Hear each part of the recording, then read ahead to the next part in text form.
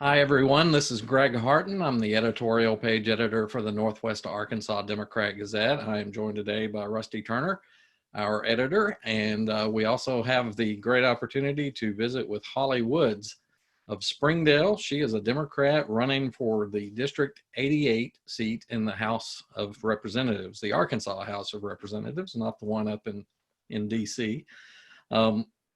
She is a small business owner who operates a pet sitting service and a personal assistance service. And it's her first run for public office. So we welcome you to the interview and appreciate you being here. Thank you. And I'm going to hop in and just make sure you know that I'm in Johnson. And we just talked about it's okay. People, It's hard when you're in Johnson. People want to put you in Springdale or Fayetteville. That's right. Johnson is where she lives, and she told me that, and I made the mistake of saying Springdale, so I apologize for that. That's okay. Tell us, speaking of geography, tell us District 88. Kind of tell us the lay of the land there, so people can have an idea of what whether they're in your district or not. Sure. Okay, so District 88 includes where I am here in Johnson, and I'm right off Main Street, close to Wright's Barbecue, and it goes south just a little bit and gathers uptown Fayetteville area, north of Lake Fayetteville, and kind of close to the mall. And then it goes, I'm facing east, so we go east, and it goes towards 265 Electric Avenue, and then south of Sunset, so like Carly Road, and you head west, if you head west south of Sunset, you get Carly Road, and it goes all the way west until you get over towards like the Blessings and 112. Even I think maybe it's either right against Tawnytown or a tiny bit of Tawnytown. I always forget over there. And so I even get like Harbor Meadows area. And that's kind of the northernmost area is Harbor Meadows. Mostly I'm south of Sunset. So it's kind of an east-west drag little piece. Okay. Well, tell us, if you would, just kind of what your thought process was about getting into this race. What was important to you in seeking a seat in the House of Representatives, and what some of the issues are that you feel like the people of the district want somebody in Little Rock representing their interests. Sure. Let's see. So this has been a long process that has led to this. Beginning back when I went to Girl State, in high school, I've always been interested in the political process. Did I think that I would run back then? Maybe not, but I was always interested. I had a close family friend who was a state representative for several years, so I've always been involved in politics, but not as deeply as I have since 2016. And in 2015, I was diagnosed with breast cancer, and I had a 2-year-old daughter, my daughter Elizabeth, and my partner, her father at the time, he was working, but we still qualified for some of the Affordable Health Care Act came through around then. But let me tell you, it was difficult to navigate all that. And then I got breast cancer, and I would lose insurance. I would for no reason. It was very difficult, and I thought, man, I'm pretty good at navigating this, and I have good reading skills, and I'm pretty good at advocating for myself because I've been a type 1 diabetic since I was 15. I know how to navigate the medical arena, and I'm still struggling. What are other people encountering? And that kind of started the ball rolling, and I started trying to advocate and share. And then I just thought that it could be better. I saw ways it could be better. I saw barriers that I thought shouldn't be there. And did I have all the answers? No, but I had some practical things that could have eased barriers. And then after I started working for a local nonprofit, I then was taking my experience and helping my participants with applying. And I saw it wasn't just me, it was all these other people. And I had been so lucky. I had community support, family support, and I knew health professionals that helped me navigate things. I had social worker friends, and here I was helping people, and they had nobody, except for me. And I thought, how many are our program not helping? How many are not getting any of this support? And they're just falling, through the cracks. I hate to use that term, but they're just, and after, I think 2016, the last election cycle, I just kind of got downhearted and decided that I had to do something. And so I started volunteering. I started going to meetings. I started talking to people, trying to figure out how I could help. And I realized that instead of supporting someone in their bid for a seat in District 88, they needed somebody. And I kept looking around and thinking, I'm going to help someone do this. And then I realized that if I wanted this change that I was, here to support, that maybe I was actually going to have to step up and be the one who was going to run for it and go for it. So that's kind of how I got to where I am now.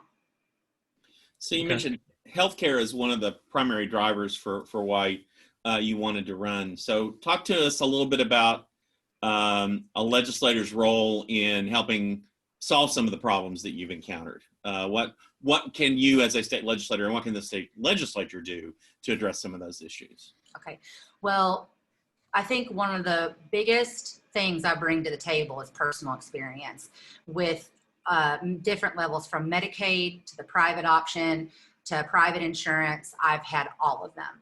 I'm not just here for any one of those options. I think my experience means that I can go down there, and I went to a committee meeting. I was lucky. I went and sat in on a committee meeting and listened. And there were some representatives at the table who had no idea that there were some really horrendous things happening with coverage for people that were losing it. And it's a lot to go into and explain. I'm not going to go into all that, but I think it's like, sometimes there is a gap between what a representative lives and experiences and what your average Arkansan might be living and experiencing. So I hope to be a voice of that experience, but then also, because I've been there, I want to make sure that I'm constantly reaching out to my community members to make sure I'm continually in the know about what barriers they're facing, because legislators can't fix it if they don't know. It's not always their fault, but if they don't hear the message, how can they make any changes? So I feel like that's kind of a double benefit, is that I've lived it, but not only that, but I feel deeply connected to my community here in Northwest Arkansas, and that I'll stay connected and be able to continue to take down the needs of the Arkansans in District 88.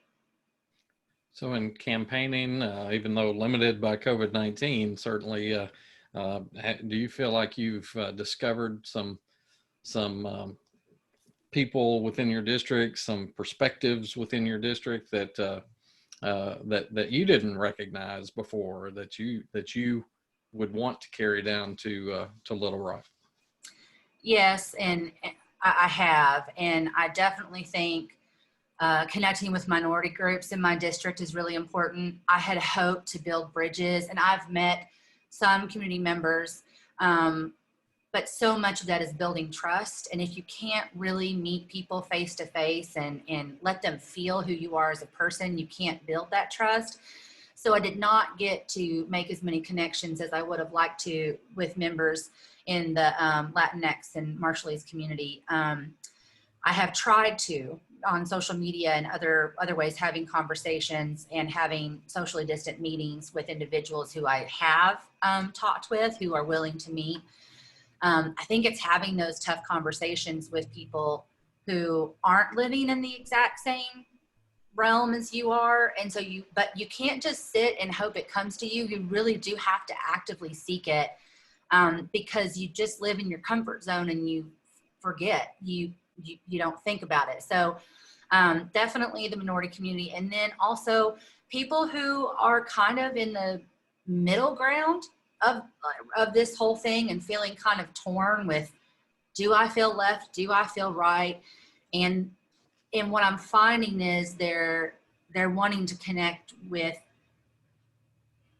not just with issues, but with the person. So I think there are some people who I've talked to that don't agree with everything maybe that are my campaign platforms or all of my values, but we found common ground. And I think it was important to reach out and have some uncomfortable conversation, or I don't want to say uncomfortable, but like, you know, reach out to people who don't just say, I'm a Democrat. And that was really intimidating, but very rewarding to do.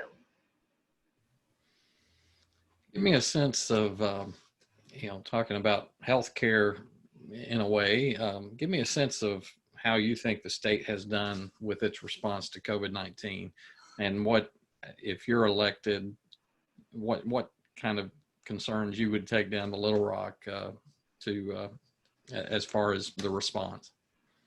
Okay. So this has been such a process and a learning process, the whole thing. And you look back and I think it's like, you know, high fear. And then there were different phases of kind of this rollout, both in how we as citizens reacted, how the media reacted, how the government reacted. It's been a learning process. I do feel like initially we should have, I think it would have been less harmful to be stronger in our response, like take the safe road, go ahead and overprotect, you know, ourselves. Because worst case scenario, we over the top take precautions and everyone's fine, you know, and then versus not taking enough precautions. I did agree with the mask mandate. I kind of wished it had happened sooner. And that was because I was talking with friends, I was talking with healthcare professional friends, and to me it just made sense. Like doctors wear masks to prevent spreading germs, so let's all just wear masks, you know, temporarily. And so I agree with some of it. I do think that if we want our small business owners, being a small business owner myself, but also this community, especially Northwest Arkansas, I feel like the lifeblood of Northwest Arkansas sometimes is what makes our community special is some of our small businesses, our restaurants and our entertainers, you know, that just bring joy into our area. And if we don't take care of them, I think, and provide support, I'm worried about that. So I do think we need to be looking at, especially the, you know, bar, restaurant, service industry, because, and others that are impacted by this so much because their business is in person and can't be moved remote. So that I would like to see work on. And if I was down there, I would definitely be working to figure out what we can do with small business owners. And, you know, the health aspect side of it, I think also could have, you know, I focused in communication when I was in school, and I think we could have improved our rollout of how we were communicating with communities. We should have been, initially I saw nothing in more than just English. Later I was seeing some of it. I think we could have gotten the message out to probably our at-risk communities better. We could have gotten that done in a more effective or efficient way.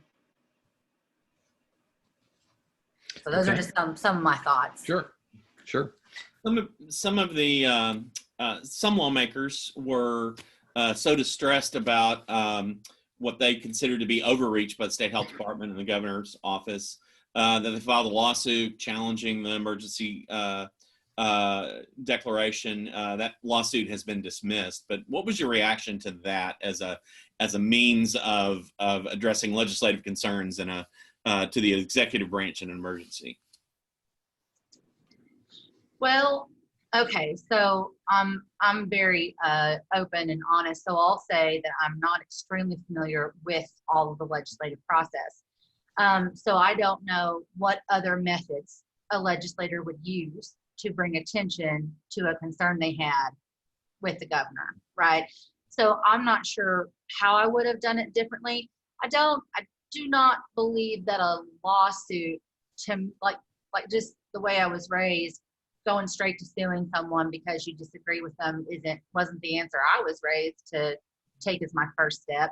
So I would be interested to know if there were other avenues, and hopefully I will, as a legislator, have a personal relationship with Governor Hutchinson, and I would be able to reach out and raise my concerns without necessarily filing a lawsuit.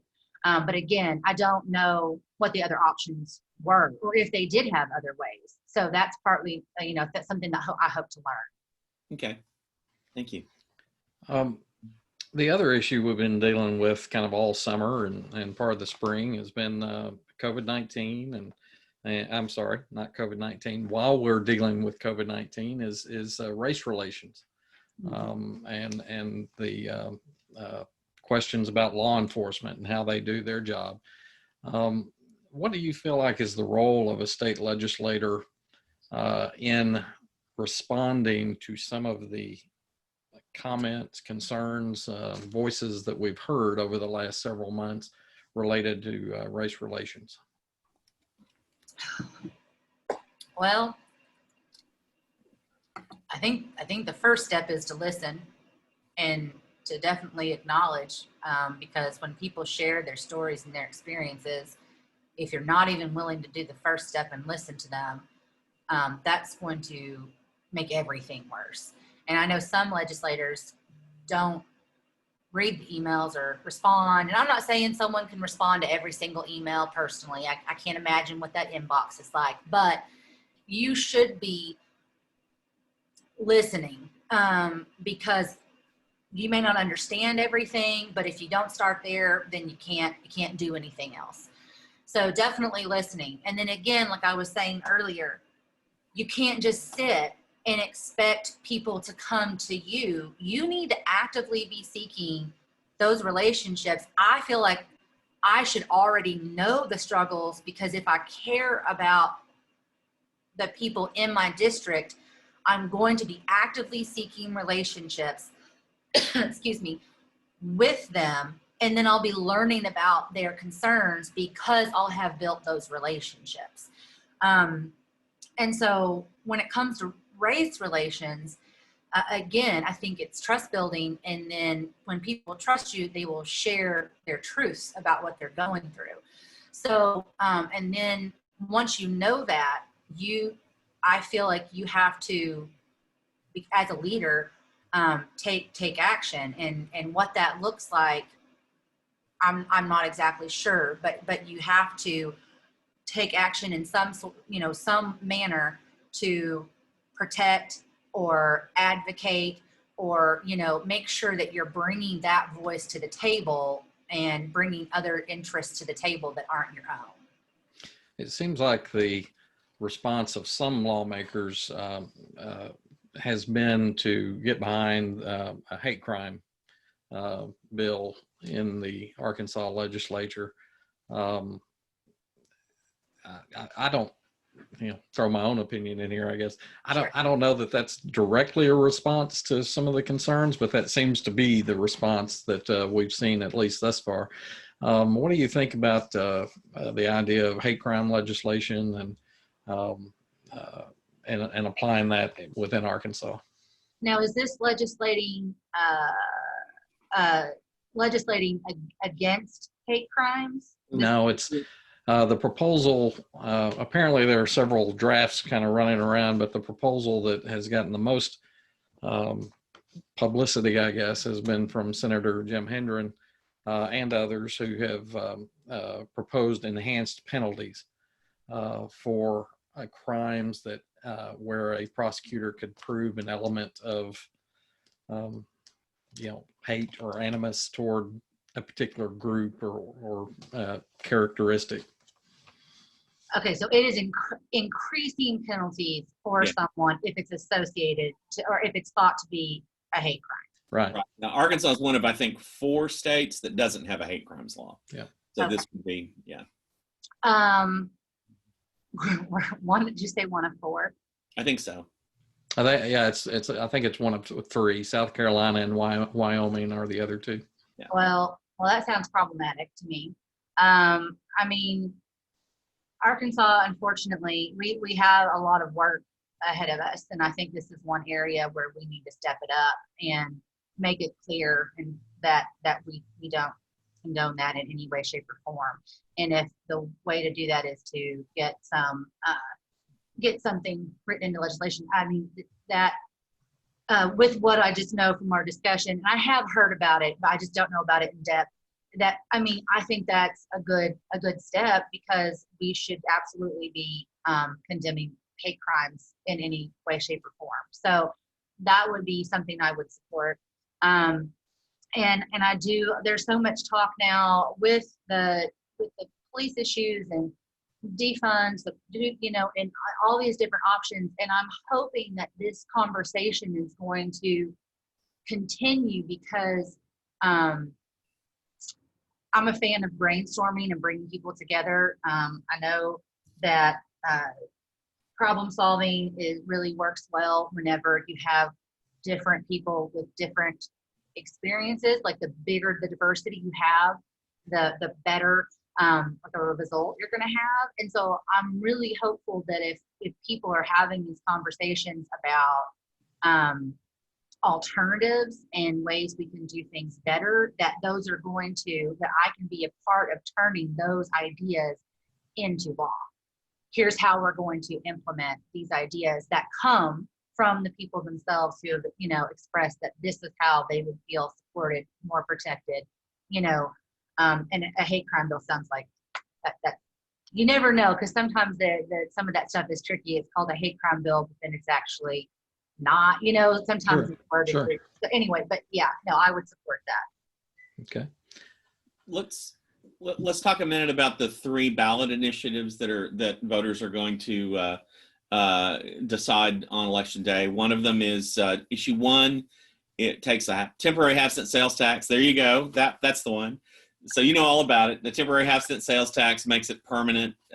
Money goes for roads and highways. There's a component of state and of county and city governments who get a share of it. So how are you going to vote on that, and why?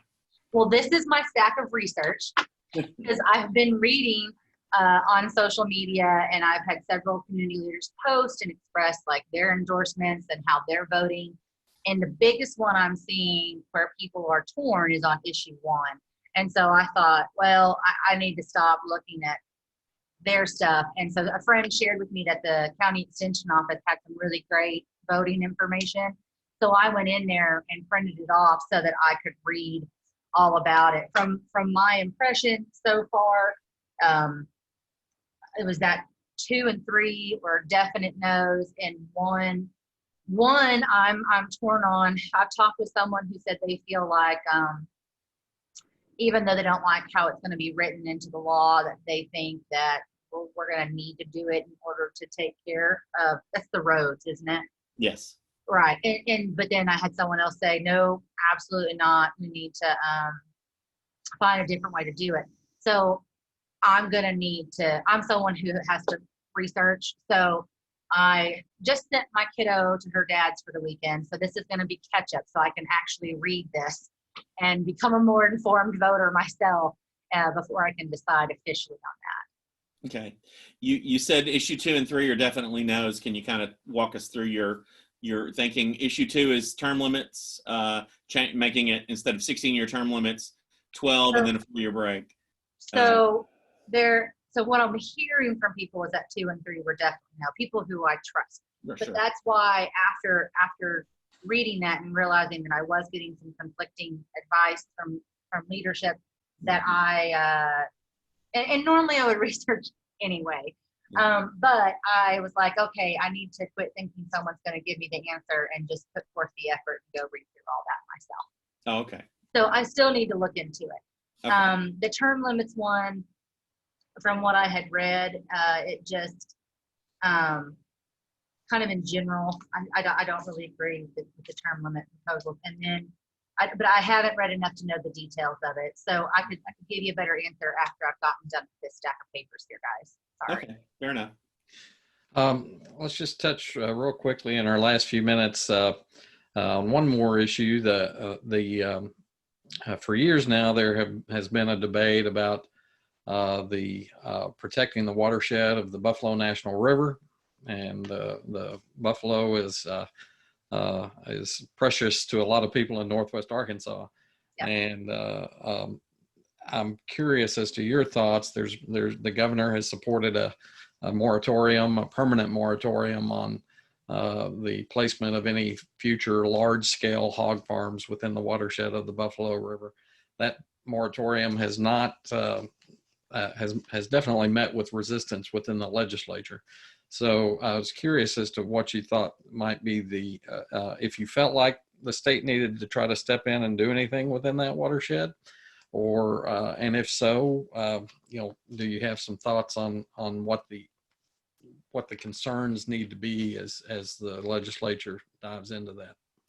When you say step in and do something with the watershed, you mean something different than what's already been done with the moratorium? Yeah, to basically protect the watershed, to protect from, the big issue with the hog farm was people felt like, and it's open for debate as to whether anybody ever proved it, but certainly there were concerns that a hog farm within the watershed was not conducive to protecting the national river. And the moratorium is what the governor had thrown out there as a possible solution for the nation's first national river. And so there are certainly people who are on both sides of that issue that feel strongly about it. And just curious if you looked into that. So my initial response when all this was going on and they were holding up signs on campus and protect the Buffalo River was just to say 100% yes, protect. And I still feel that way. But I'm someone who always tries to kind of play devil's advocate and listen to both sides. I'm also from Prairie Grove, Arkansas, and it's a very agricultural town. And I luckily still have friends who will tap me on the shoulder and say, hey, Hawley, I have some information for you from a farmer's perspective. And they'll share with me important information that maybe I wouldn't have seen because I'm not a farmer myself.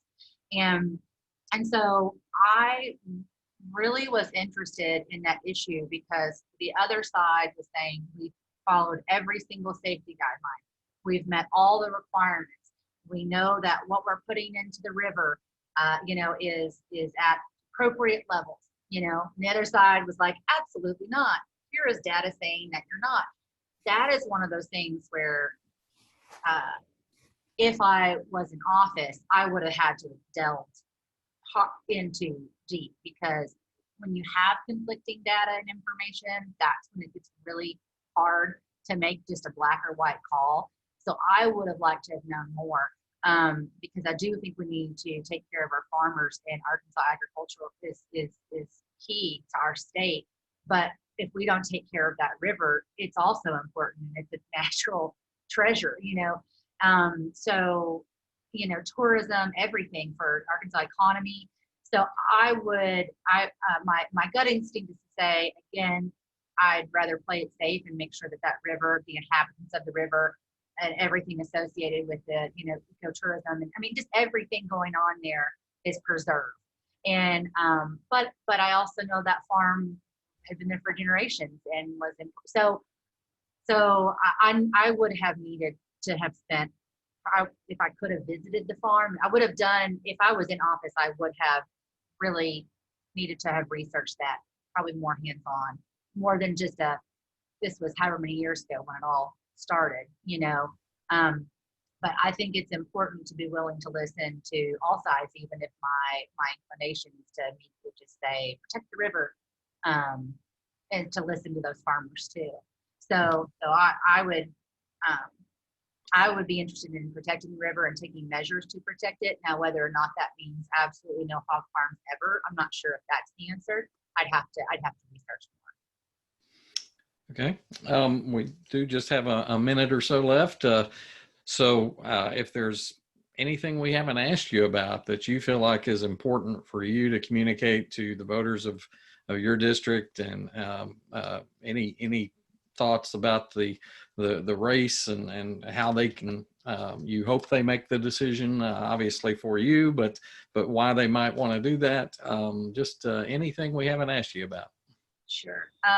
Well, I wouldn't be doing my job if I didn't say that I hope that you will vote for me. I hope that listening to me has proven that I'm someone who's always going to listen and come to the table and be willing to sit down and have conversations, even the difficult ones. And that's important to me. And I'm also available. You can get me at hawleyforarkansas.com, and my first name is Hawley, so it's hawleyforarkansas.com. You could volunteer, you could support me, or you could ask me any question that you had here, and I'd be happy to listen and have a coffee or a phone call, whatever you prefer. I want to be available, and I want to form connections with my people in District 88. So that's really, I think, the most important thing is for them to know that I'm here and ready to go to work. All right, Rusty, anything else on your mind?